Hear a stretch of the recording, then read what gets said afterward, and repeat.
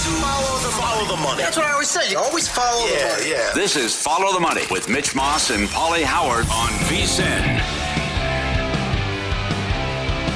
Good to have you on board here on Follow the Money. It's VSiN, the Sports Betting Network. Mitch Moss along with Jonathan Von Tobel in today for Pauly Howard. We're live in downtown Las Vegas from the Circa Resort and Casino. This show, as always, is brought to you by DraftKings, and we're going to go over their numbers now for Week 17 of the National Football League. We do have another Thursday night game.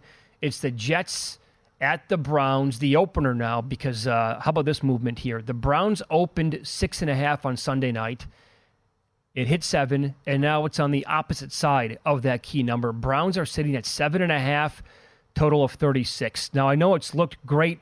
It's looked sexy. I joked Joe Flacco for MVP yesterday. That's how we do this, right? Right. Although what he has meant to the team, you can't ignore it at this point. You got to love the shot. Stefanski might do this and pull off Coach of the Year. So it's a great story right now. The Jets should have blown that game. They almost did against the Commanders. They were up big, let them come back into the game. Brissett looked good after the Howell debacle went sideways yet again. Are the Browns laying too many now in this spot? How about the look ahead in some spots the week prior was 5.5 in favor of Cleveland. So this has gone a really long way. But I got to say, it's not like I'm really running to the window to grab it with the New York Jets. Like even Simeon in that game. PFF passing grade 41.6. This is my favorite stat from that game. An average depth of target for Simeon of 3.6 yards downfield. Like it was just there's I don't even know what's worse than like bottom of the barrel quarterback play. No matter who that the Jets are putting in there, and Cleveland's good enough. And you mentioned it. I love what Stefanski's doing. It's this high variance. We're just going to keep taking shots. We're going to maximize everything that we have. Because even if you go back to that pick that Flacco threw against the Texans, right? All right, throw a pick 40 yards downfield, because guess what? He's going to step out of bounds at the 18, and you're fine. It's like a punt. I think I'd rather be on Cleveland's side. I think for sure maybe you're looking at like a Jets team total under. I think there's a realistic shot where they're not doing anything here with any sense of offense, but I don't know why I would run to back the New York Jets after what I've been watching. Now, this is going to be a very popular teaser leg as well, because we do have some teaser options on the board this week that do make some sense. This one with a total of 36 would certainly fit into that criteria of the very popular Wong teasers. I've mentioned this several times now, the way that Flacco has unlocked David Njoku, scored another touchdown, and look at the playmaking now. Amari Cooper quietly here having another really good season, but it's been, they put up a stat on the broadcast of that game where Cooper has achieved like so many yards in his career. He's like one of like 4 guys to have games of like over 200, whatever it was, like some crazy number in the game receiving. He's one of like 4 guys in history to do it in a single game. And I think he did it with 3 teams now, Browns, Cowboys, and the Raiders. So he's a wide receiver 1. Well, clearly they're not number, but you know what I mean. Overall, Njoku very good. The ground game, I guess, is where you might have some issues here. And that was a very good Breece Hall game, especially for fantasy peeps. He's capable of doing that against a lot of people, but now you have this narrative again, JVT, where it's Browns defense at home compared to what it's been like on the road throughout the year. Yep. Saturday, there is one game. Detroit at Dallas, Cowboys, 6.5 this morning, and the opener was 5.5 on Sunday night. That total is 53.5 today. I think it makes sense. Dallas is clearly much more comfortable at home. And they did a good job. They get that elongated drive. They end up losing because, again, I don't understand the concept of playing soft coverage on potential game-winning drives when the other team needs a field goal. But I think that on a fast track against a Tigers, I don't know why I went Tigers, against a Lions team that is perfectly capable of at least matching you in terms of pace and scoring, also on a friendly track, I think that this one would make sense to go over that number. The question is, do you believe in Dallas in the role of bully that they have played at home all year long? Because I kind of think so, but I also bet Dallas against Miami over the weekend. Yep. And thought that they were going to be able to pull that off against a defense that I view to be pretty average. Yep, same here. I really want to be on Dallas again this week, but I don't know at that number if I can do it or not. And I just think, like, realistically, I mean, I guess I get it. I just don't know why, like, a change going back to Dallas would really change you that much as a team. I know. Where you can win by these margins and absolutely blow teams out. Like, why aren't you capable of that away from home? We saw it in the NBA last year with the Warriors. Yep. That was a thing that lasted for the entire year. And it was ugly. It never really got better, and it impacted them in the playoffs as well. Carolina's playing at Jacksonville. Carolina, they were game against a bad Green Bay defense. Well, guess what? Now it opened up 6 in this game. Jacksonville favored. It's now 6.5 total, 37.5. They're going to be getting another bad defense this week. And who's going to be playing quarterback for Jacksonville? Right. I think I'm kind of so. One of the other plays that we had that I had was Carolina against Green Bay, and I kind of think that I'm on the point where near the end of the year, I think it's going to be kind of ride Carolina. Dare I say? I think we're at the bottom of the barrel for the power rating, right? And you can stumble into some covers because these numbers are so high. You saw some competitiveness against. I think it was a little bit more about the Packers defense. We've seen how bad that can be. But I don't know. I think I'm going to be on the train of like, especially if we're going to talk about floating around. If you get to that full 7. I think I might be on Carolina going forward. That's the only side that I could have possibly taken this game. Look at Jacksonville's stretch right now. It's a 4-game losing streak. Yep. Again, it goes all the way. Everything ties into that Monday night loss they had against the Bengals at home, where they blew that game, couldn't stop Cincinnati. They lost 34-31 in overtime. They lost to the Browns on the road when they went for 2, down by 4. They gave up 31 points there. They never were really close against Baltimore last week. They lost that one 23-7 at home. And then whatever happened on Sunday where they couldn't get anything going. The offense was terrible. Lawrence had to get yanked out of the game to try to, see if they could save his leg and then just like maybe preserve his chances to play for the rest of the year because they need every game like blood now in order to win that division. Hey, Carolina, like really quietly, depending on where you get like your EPA metrics, like floating around like top 11 against the pass by opponent EPA standards. Like they're pretty adequate on the back end. If you could just take advantage of another team defensively and stay inside of a number like this, I think you'd be pretty live to do it. You saw some fight. You saw some improvement, I think, from Bryce Young and others. Yeah, if this game touches 7, I'm going to have to take it with Carolina. Yep. After last night, the Niners losing big time to the Ravens, 33-19. They hit the road. They play at Washington. The opener and the current number, it's the same 13.5. Total is 48.5. Like, who's going to be the quarterback for Washington? That could change some things here because if it's Howell, odds are, well, the variance with that guy is so roller coastery that you don't know what's going to happen. But now it's back-to-back weeks where the Commanders dug themselves a deep hole, and then they eventually try to get out of it, and they did by pulling Howell and putting Brissett in. If Brissett starts, would you like 13.5? Is that the number if he gets to start? I think I'd rather play it over. Like, could we see a similar situation like we saw with San Francisco and Arizona a couple of weeks ago, where you get better offensive play than you expect against San Francisco's defense, but San Francisco, especially coming off of the performance that they just had on Monday night, still puts up enough to get this number over the total because you can't stop San Francisco, and you're at least moving the ball up and down enough to do your part to push this thing over. That might be the look. Right? Especially if you're going to get Brissett out there. You looked adequate. Against this Commanders defense? Yes. Now, I know it's a short week here. They got to fly across the country. You take that one game last night, and did it hurt Purdy's chances to win the MVP? Certainly it did. In fact, he may not win now. He's 12-1 to win it. Again, that might be a total overreaction, but it was awful. With the weapons they have on offense against this Commanders defense, the way that they've been trending now for pretty much the entire year, I mean, the Niners should score in the 30s here easily. And I think if it is Brissett, that's going to be the look then. Yep. I mean, the Jets were like a one-man show, right? You mentioned Hall. Yeah. And the explosive plays that they were getting over the weekend against them, now this well-coordinated offense with all of this power at the skill positions, you're going to tell me that you're containing them? Don't think so. Seems unlikely. Saints at Tampa Bay. Buccaneers opened 3 on Sunday night, 42.5, and that's where we sit right now. Are we at the point where we're too high now?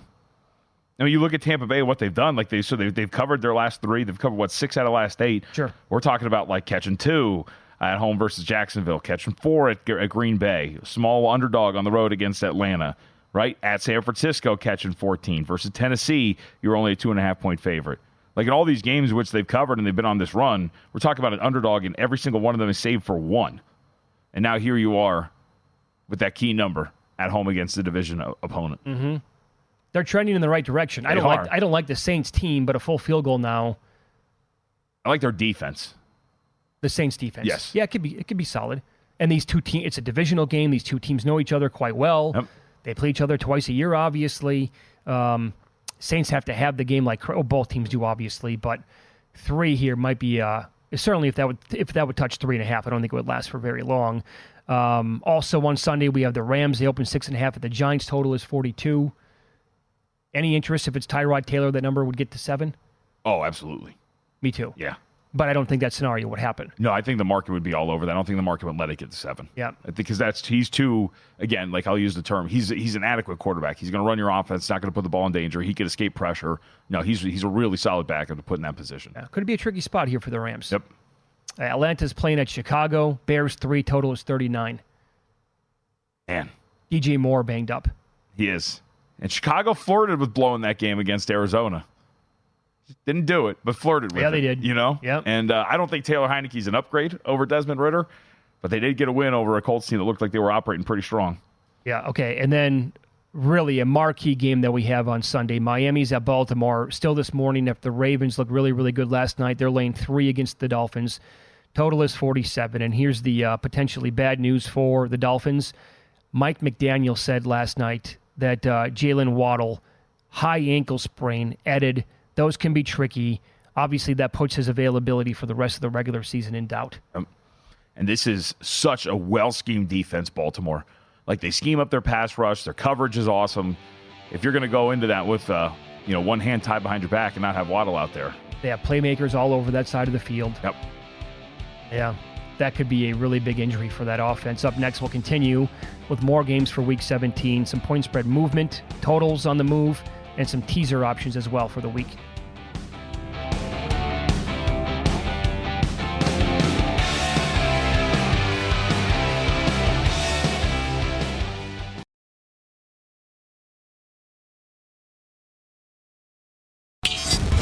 This is Follow the Money on VSiN.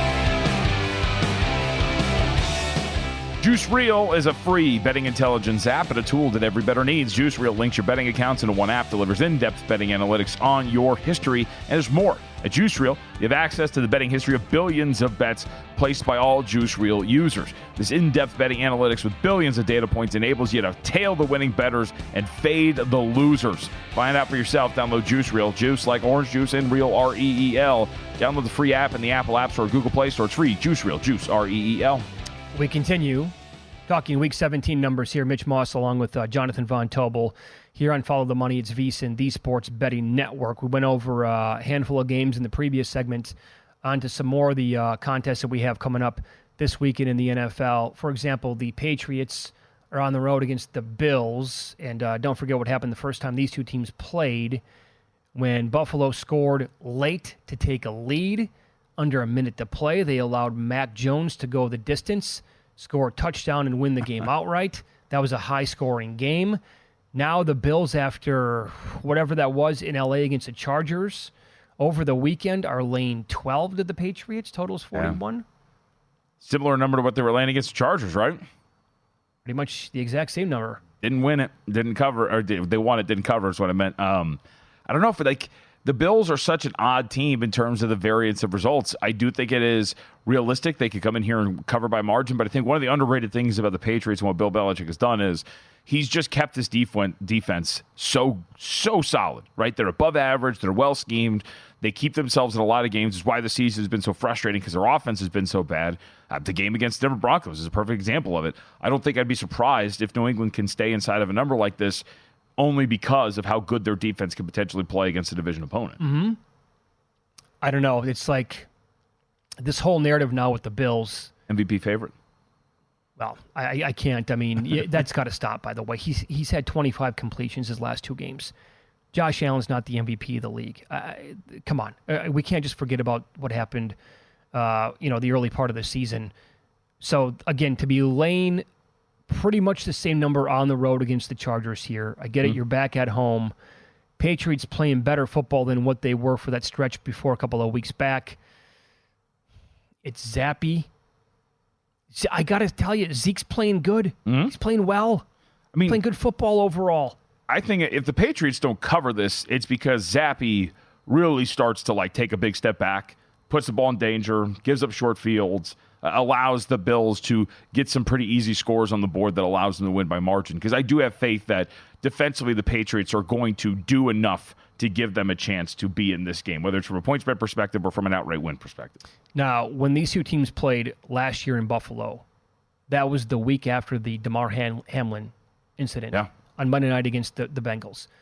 And that was not – the Bills won and covered that game. I think they were laying 7.5 in that spot. They also had 2 kickoff returns for touchdowns in that game to help win and cover.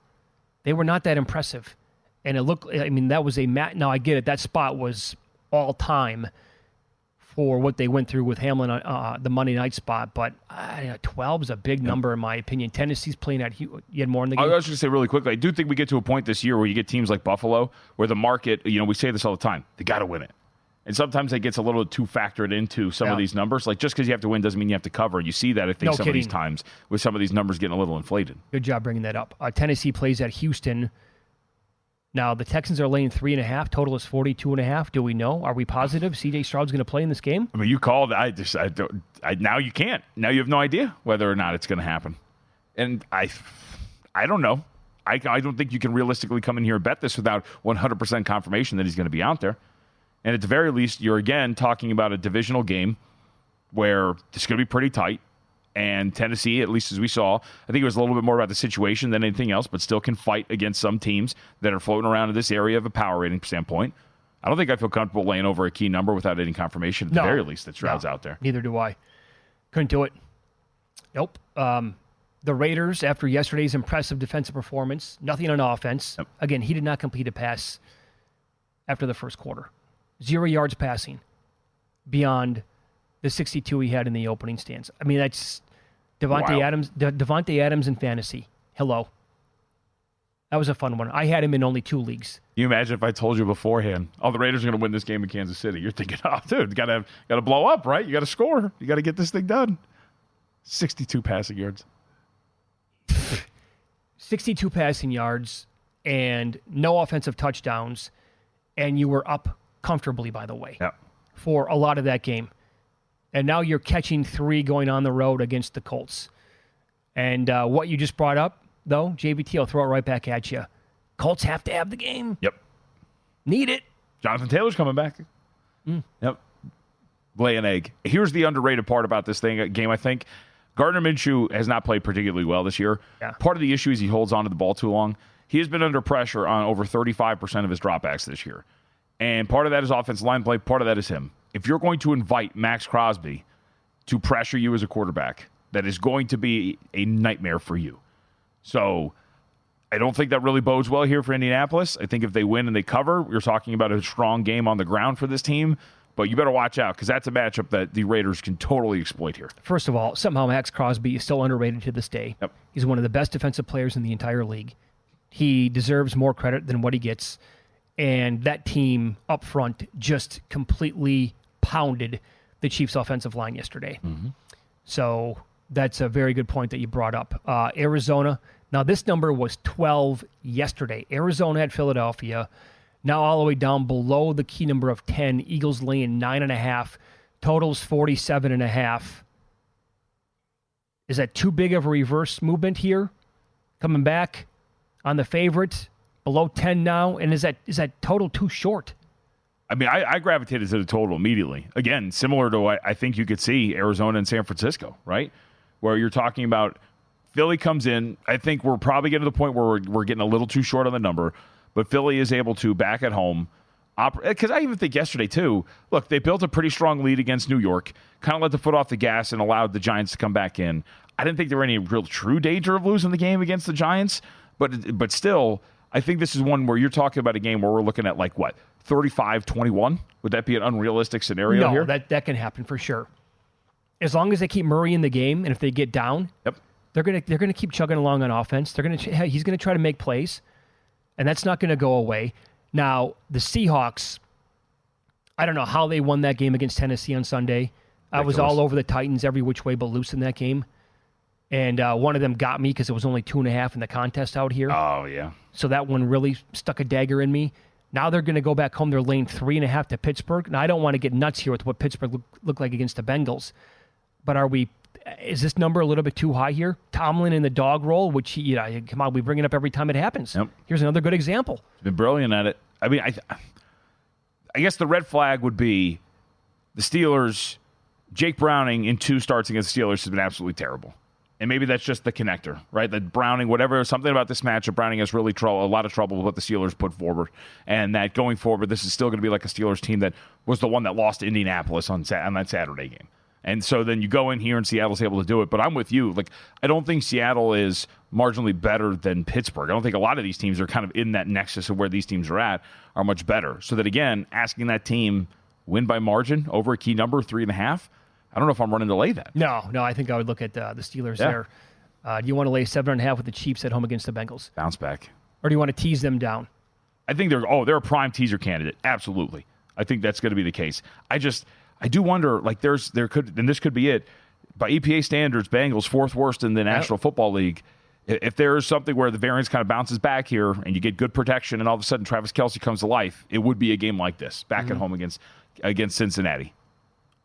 What a season for the Broncos. Now they're laying 5.5. This was 6.5. Total 38.5 at home against the Chargers. And it might be simplistic, but, I mean, similar to number what you laid against New England, I don't know if you trust Denver. I was really surprised to watch the market turn on them as hard as they did in that game in Detroit and then come back and push this thing up to near 7.5 right. against New England. I don't know if the Denver Broncos are a team that you asked to win by margin against many teams. Yep. And then the Sunday night game that we have on New Year's Eve, Packers playing at Minnesota. Would you like to tease Green Bay up to like 7.5 or 8, depending on the book? DraftKings says Minnesota minus 1.5. I think so. Addison could miss this week. Yep. Hawkinson not looking good. I read last night Vikings bracing for the worst with T.J. Hawkinson. Nick Mullins, turnover machine. And, oh, by the way, throwing the ball a ton with Justin Jefferson back. But now they went to Green Bay. That was with Kirk Cousins, and that was never a game. Vikings took him out easily. Now you're looking at Mullins here and this defense. Yep. So it's going to be a lot of blitzing and a lot of heat brought upon Jordan Love. At what point do some of these Packers players come back and actually play? Is this going to be the week? Yeah. They got away with it without him this past week. They won the game. They didn't cover, but they won the game at Carolina. By the way, I don't want to take a win away from your Packers. We need tenths of a second on the clock. I don't know if the Panthers would have gotten it off, but still, you need tenths of a second. I hear you. NBA up next. Now that we're beyond the Christmas Day games, Erin Rynning, one of the best NBA batters in the world, is going to join the program. Memphis is red hot since Ja Morant's return. Is he riding the Grizzlies train tonight as they play against the Pelicans? We'll ask him coming up on Follow the Money.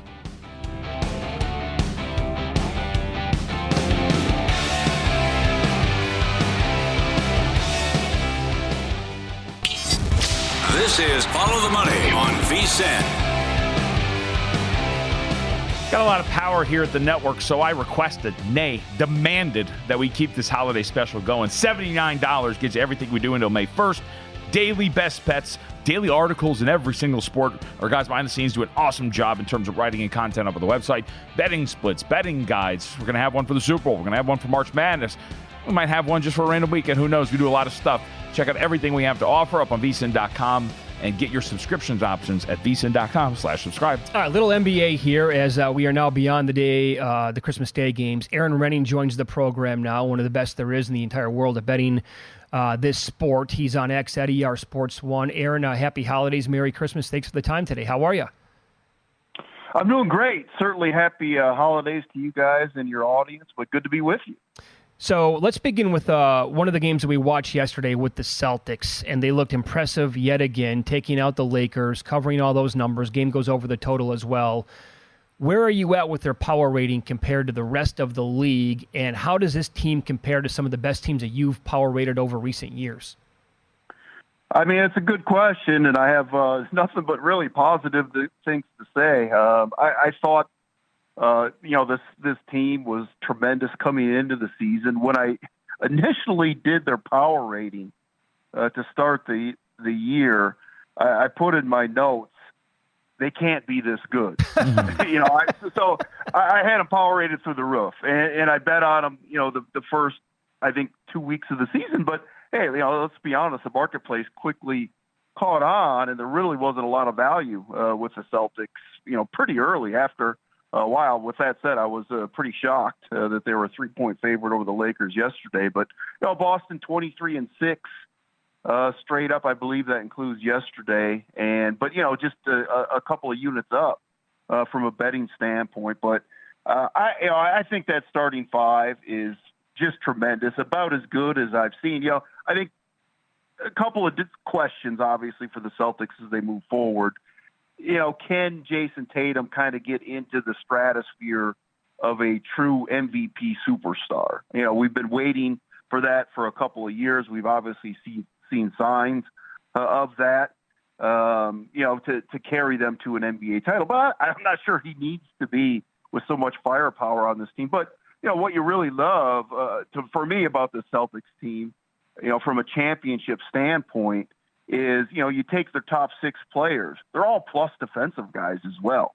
They can defend, and obviously they're efficient from an offensive standpoint as well. How they come down from Missoula from a coaching standpoint will be interesting. I thought that in just kind of following him so far this year, they learned some things, or he learned some things last year, and basically said, he kind of did the Budenholzer, if you will, and just kind of ran their system in the playoffs and didn't really adjust. So I think he learned from that, and, we'll see some better adjustments for them once they get into the playoffs. All right, speaking of power ratings and adjustments, how much have you adjusted Memphis now that Morant's out there? Because, I've been surprised that the resistance I've found from the market.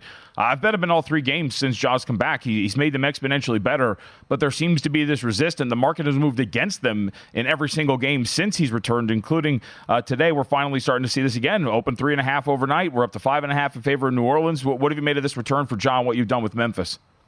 I bet him the other night against Atlanta, and I took a bad number. The money just kept coming in on Atlanta, and I think you could even got the Grizzlies +2 at game time, certainly +1.5. So it's interesting because when the Grizzlies first burst on the scene, like 2 or 3 years ago, perhaps. Remember when Ja got hurt? And the Grizzlies didn't miss a beat, and they went on a tremendous run. And I did really well with them because I started betting them once he went out. But, this year was just completely different because they had struggled at the point guard position, number one, more than anything. And really the guard position. They just couldn't fill that, whatever they were doing. And, they were trying to run a new offense as well. So, this year's team was just totally different than they've been over the previous year. So I thought, him coming back, would give this team a tremendous lift. And, it wasn't like he was coming back from injury as well. So, he'd been practicing with the team and around. But, so I think that was a question. Would they hit the ground running? Obviously, that first half against New Orleans, they didn't. But they've come back and played very well since that first half. And, I've been kind of betting them over the total. Finally had a winner the other night with Atlanta. I'll be on that game over the total again tonight. Oh, you like it? Okay, I was going to ask you about that because when they just played, you brought that game up. You're right. They only had 41 at halftime.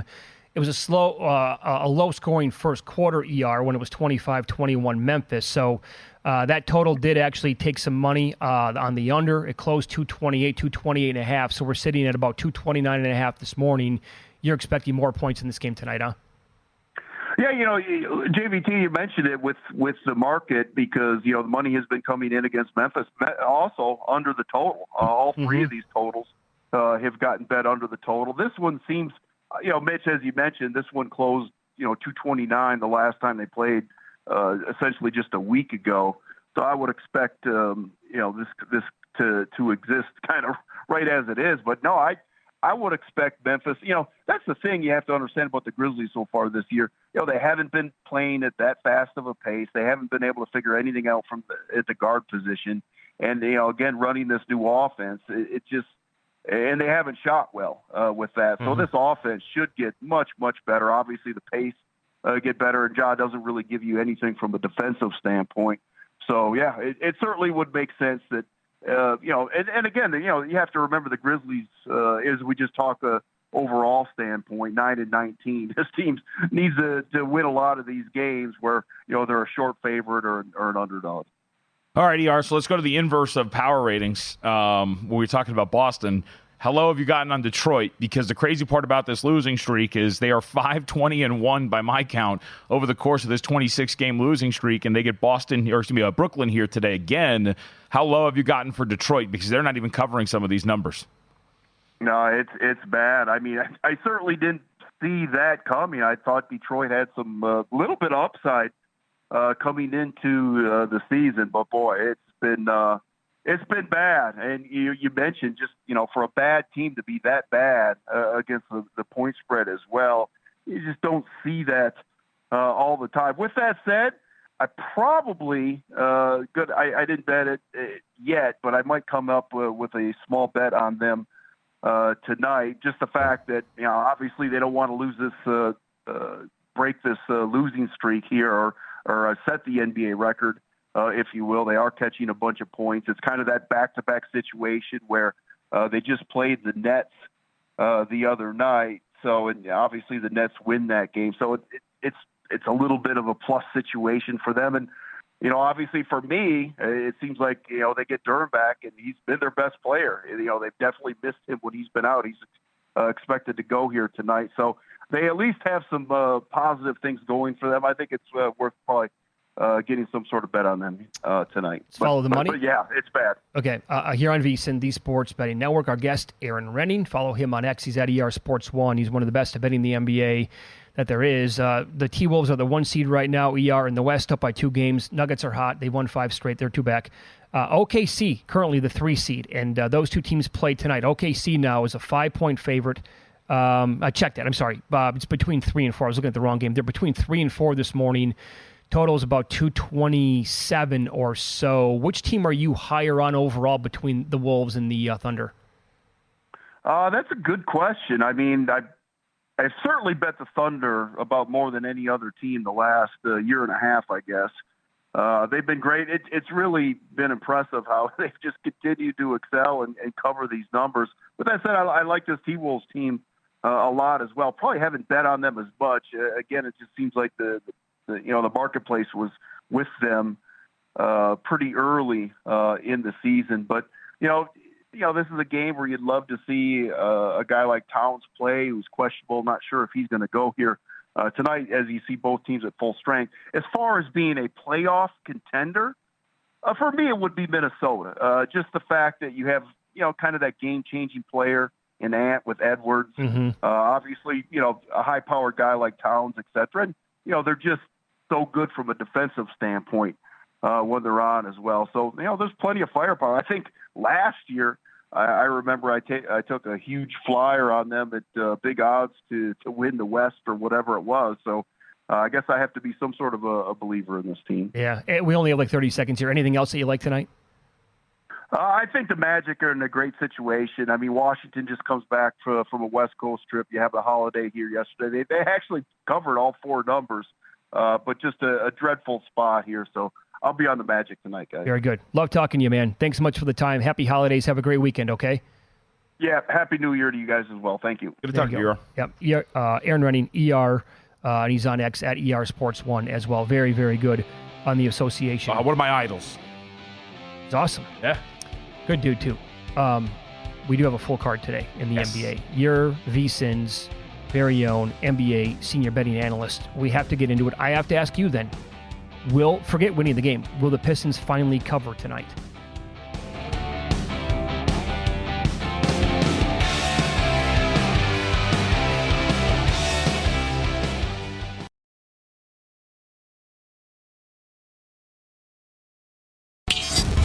This is Follow the Money on VSiN. All I ever want, not even just for the holidays, is NBA action. This week, new customers can score $150 instantly in bonus bets just for betting $5.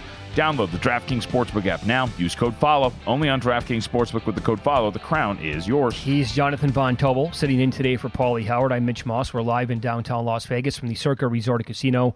JVT is also VSiN's NBA senior betting analyst. So on tonight's card, which is a full card overall, yes. You brought this up to Erin Rynning in the last segment about potentially riding this Grizzlies train now that Ja Morant has come back. You've bet them, you said every single game so far? Yep. Are you betting them again? Well, here's the deal, right? Because now, opened 3.5, Pelicans up to 5 at almost every single book. Do you want to take the Grizzlies right now? Do you want to let it breathe for a minute? How do you want to approach this? Yeah, I mean, I'll let it breathe to see where it goes, but I've got enough evidence to say that the market's going to move against me here. It already has, as you mentioned. Yeah. And I don't mind. Like, you go through look at the last 3 games, right, for Memphis since Ja has come back. You open up at about a 7, we'll call it 7-point underdog at New Orleans. Line closes 8.5 multiple spots. You end up getting that win outright 115 to 113. Though there's sometimes there's lines where I'm like, dude, we've talked about this. Like, what am I missing?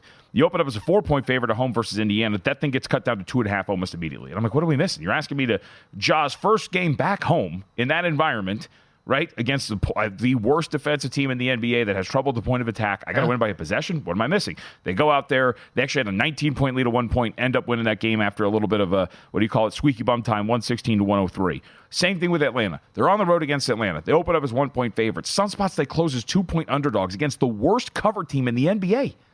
They end up winning outright again, too. So for me, I'm very much of the mindset, especially if you've been riding a trend, right? If you're somebody who's coming in the midst of a trend and then trying to get in, I think you're in a spot where you're like, well, you're not getting the value, right? But for me, as somebody who has bet all 3 of these, I've gotten enough out of this where I'm willing to be wrong. I'm willing to be wrong. Yeah. But I view, and especially, by the way, Marcus Smart's questionable to play. So if you get him back here for Memphis against New Orleans, a team that, and I think with everything out on the table, they rate as equals to one another. Yeah, I'm going to do this again here with Memphis. I think the market is wrong in playing against this team, and I don't know what they're seeing that would make you play against them with Ja Morant back on the floor. Okay, so that's a team that you've been right on so far. You've said this several times, that you're going to tap out betting the Pistons. And you've not been a man of your word. You keep making a case for Detroit. There's a case tonight. Okay, then make it. Go ahead, because they're catching 6.5 in this game. They're at home against Brooklyn. I know ER brought it up in the previous segment again. They don't want to be on the wrong side of history here. Yep. How many times, by the way, 520-1 ATS last 26? How many times have you bet against them? Yeah. Or bet on them, I haven't bet on them. Not as many. Recently is where it's really come along for me, right? So, like, I had them in the game against Utah. I didn't bet them against Atlanta, which I probably should have, because that's one of the lone covers that they have here over the last month. But I went over their team total in that spot. I bet on them against Indiana, the first game out of the in-season tournament, right, when they were playing too. That lost by the hook. I think you were on that one as well. Yeah. So it's been about 3 or 4 times that I've bet on them and have failed here down the stretch. But here's the thing, right? If we're talking about, for me at least, from a pure number standpoint, you and I were discussing, if we're talking about home court being, I have it just under 2.5 points. If you use 2.5 as a nice round number, you were in Brooklyn the other day, you were catching 9.5. That would equate to about a 4.5 point spread here on the road in Detroit. And yet here we are, you open 7. Again, like, you're getting Jalen Duren back. You're back at home. The market is getting lower and lower on you as the season goes along, as this losing streak goes along. Just from a number standpoint, this should be a play on the Pistons. But I always give Doug Kazarian credit for this, and I have not decided whether you want to put yourself through it. But Doug had a great plan. I don't know what game we were talking about, but he told me, he goes, look, it might be the right side, but do you really want to put yourself through it? Like, do you really want to sit there and watch Detroit today against Brooklyn and have them go down by like 12 almost immediately and have to sweat this thing out and watch Pistons basketball? I might. But I do think from a number standpoint, the market would at least agree, because that opener of 7 is down to 6.5, especially with Duren back. The number would say the play is on Detroit. Would you agree with ER that Duren's their best player? I still think Cade's their best player. I think in terms of his value, though, he is probably their second most valuable player for sure. Because I've talked, I think you and I brought this up one point. I don't know if Killian Hayes has like Monty Williams' family hostage or whatever it is. I don't know how he continues to get the minutes that he does for this team. I don't know why you go dual big lineups when they're healthy as much as you possibly do. But in terms of what he does for them on the offensive glass and rebounding, I would say absolutely he is their second best player without question. Okay. How concerned were you? I know that Kawhi did not play. Neither did Porzingis, though, for the Celtics. How concerned were you for your Clippers futures when they hosted the Celtics last week and they were absolutely obliterated at home? I don't think I was too worried because, like you mentioned, like Kawhi's missed the time. Like Kawhi didn't play. He's dealing with like a small hip contusion that he suffered in their win. I think, what was it? Who they beat the other day that he suffered it? Either way, he's dealing with a hip contusion that kept him out of the last 2 games. Right. I think it was the Mavericks game. So, like, if they're not at full strength, then I don't think I'm too worried. when you kind of take losses the way that you have been the last couple of ones. Now, if Kawhi had played and they went out there and all of a sudden you're like, holy smokes, like this team's really taking it on the chin, then I think you're concerned. But this has been a really active team. Quite a few back-to-backs that Kawhi's been playing through, quite a few 3 and 4 night situations. So to kind of come back home right in front of what is for them at least at this point of the season, a solid layoff, right? And then you're right back at home to get ready for Charlotte today. I think it just made sense that you were probably going to find a spot where they were just kind of a little loose after a tough 3-game stretch that ended with the back-to-back Dallas OKC. So I'm not too concerned. Would you consider Atlanta and the Pelicans, Atlanta and the Pacers to be similar teams? I think so, yeah, pretty similar. Okay, so the Rockets are hosting the Pacers tonight, right? And this total now is taking money. Surprise, surprise, it's a Pacers game, so people are betting the over here. But that opened 236.5 up to 238. That's the high point right now in the market, the way it looks at Circa. Houston's laying 3. They just played the Hawks last week. I was on Houston in that game. I remember. That's the game that the Hawks could not miss. So, I mean, I guess if you're going to make a case for the Pacers here tonight, is it going to be, are they going to have 15 threes in the first half, and that's why I'm going to lose the bet? Yeah. Right, but it's kind of where they were against the Hawks in that game, now taking on kind of a similar team here in the Pacers. Yeah, I think that's a fair assessment. I do think that there is something here to the point where, and for Indiana, one of the things you're going to want, obviously, Bruce Brown is questionable, so that's going to be one of the big ones that's going to affect.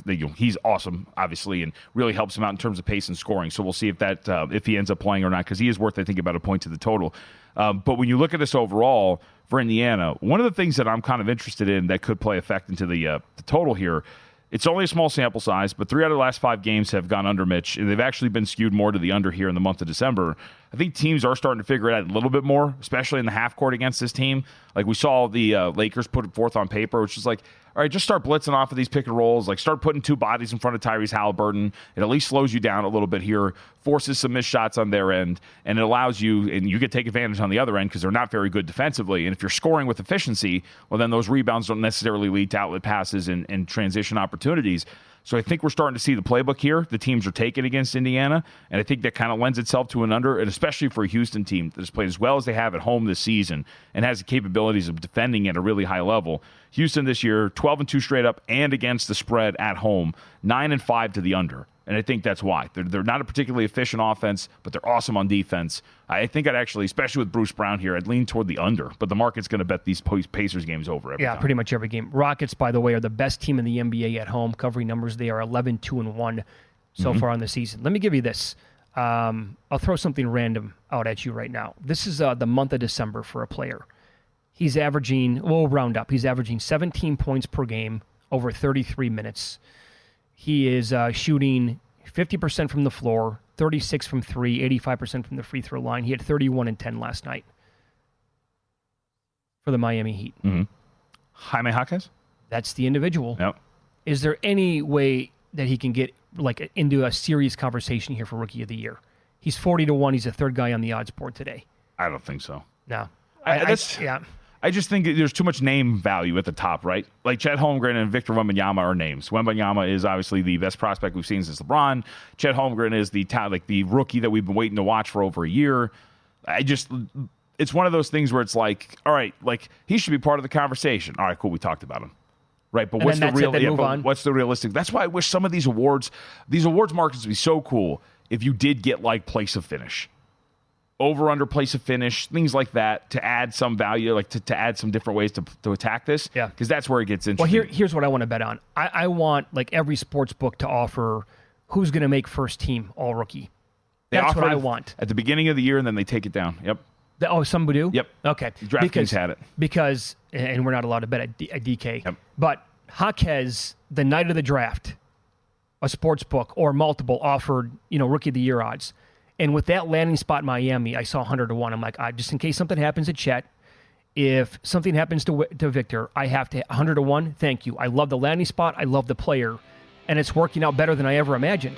But to overcome Chet and Wembanyama, what he's gonna, I'm not even gonna say it out loud. What he needs to happen. You need a number like you have already. Not betting it to get involved. Yeah. Up next, we have to discuss the MVP after last night's massive stink bomb by Brock Purdy.